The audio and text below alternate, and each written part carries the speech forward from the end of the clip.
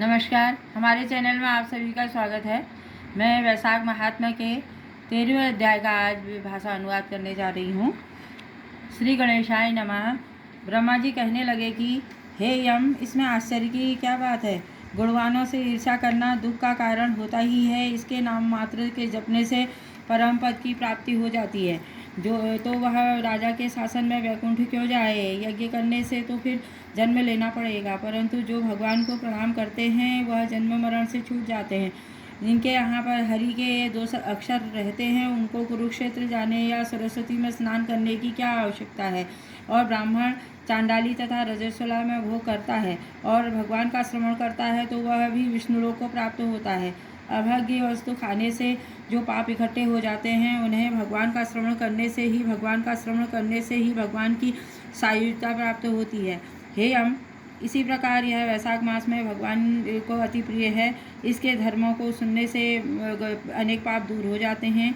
जो वैशाख मास के धर्म का पालन करता है और उन गुणों का गुणगान करता है उस पर भगवान प्रसन्न होते हैं।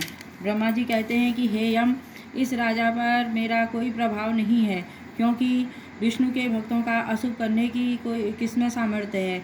उसके भक्तों को जरा मृत्यु व्याधि आदि का कुछ भी भय नहीं होता है।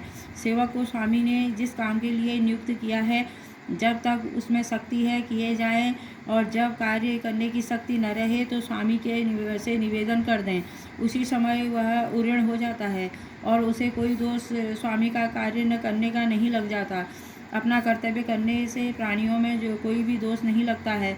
हे यम, जब तुम इस कार्य करने के में असमर्थ हो तो तुम्हारा क्या दोष है।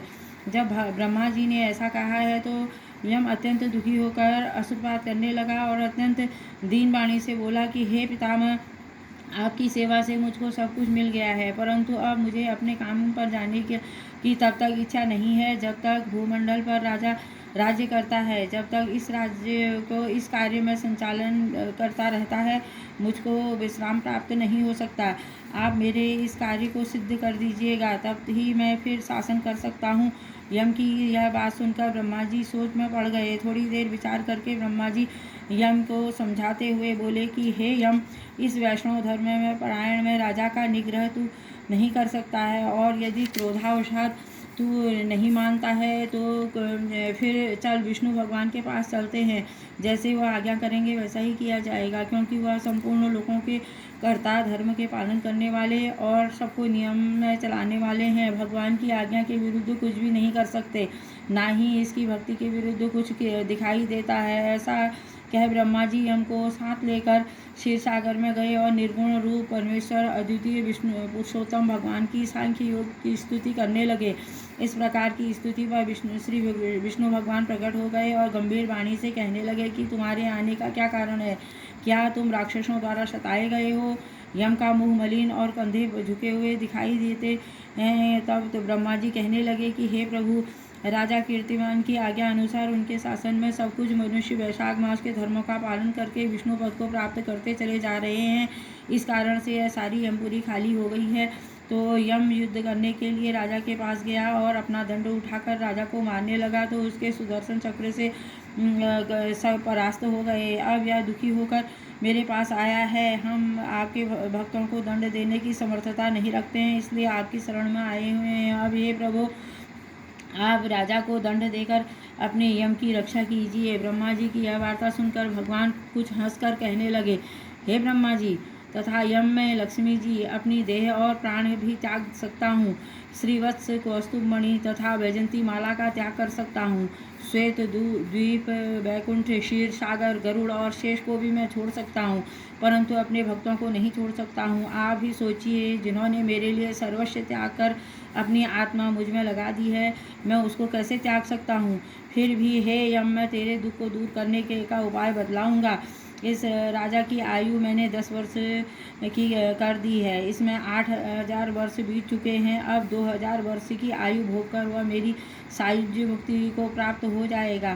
तब बैन नाम का एक राजा दुराचारी होगा और वह सब वेदोक्त धर्म को नष्ट कर देगा। तब वैशाख धर्म लुप्त हो जाएगा और वह स्वयं भी अपने पापों से जल जाएगा। फिर भी पृथ्वी का अवतार लेकर पुनः मैं धर्म की स्थापना करूँगा और वैशाख धर्म की भी मनुष्यों से करवाऊँगा। जो मेरा भक्त जिससे मुझ में भी अपना ध्यान लगा दिया हो और सर्वस्व त्याग दिया है, वह कोई हजारों में से एक ही होगा।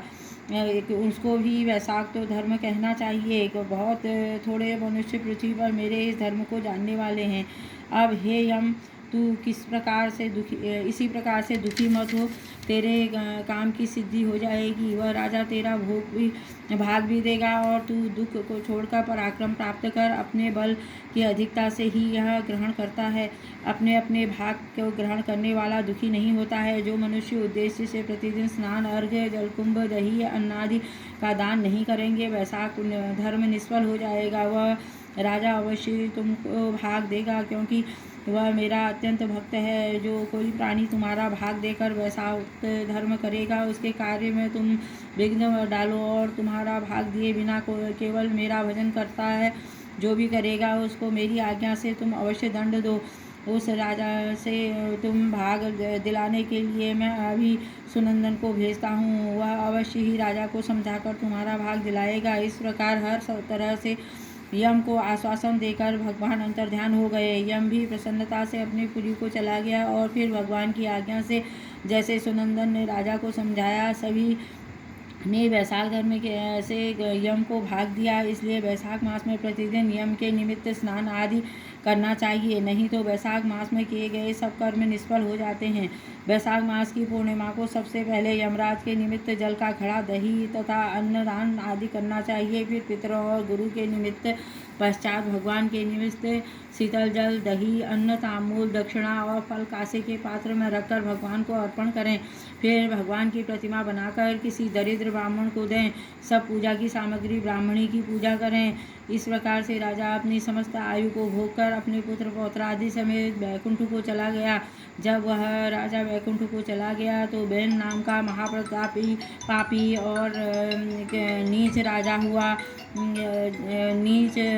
हुआ जिन्होंने उसने सब धर्मों को वैशाख के धर्मों का ही लोप कर दिया। तब मोक्ष को कारण सब धर्मों को के प्राणी भूल गए। यह सुनकर राजा मिथिलेश ने कहा कि ब्राह्मण, आपने कहा था कि राजा बहन पहले मनंतर में हुआ है और यह सूर्यवंशी इक्ष्वाकु कुल में जन्मा, और आपने ऐसा कहा तब मेरी समझ में नहीं बात आई।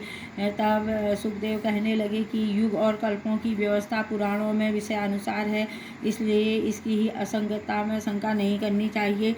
जैसे जिन जिन कल्पों में शुभ कथाएं हुई हैं और मार्कंडेय ऋषि ने मुझको बतलाया, वह सब मैंने तुमको सुनाया है। अतः वैशाख तो धर्म बहुत प्रसिद्ध नहीं है, कोई बिरले भक्ति ही इन धर्मों को जानते हैं। इस प्रकार वैशाख महात्मा का 13वां अध्याय तत्सत।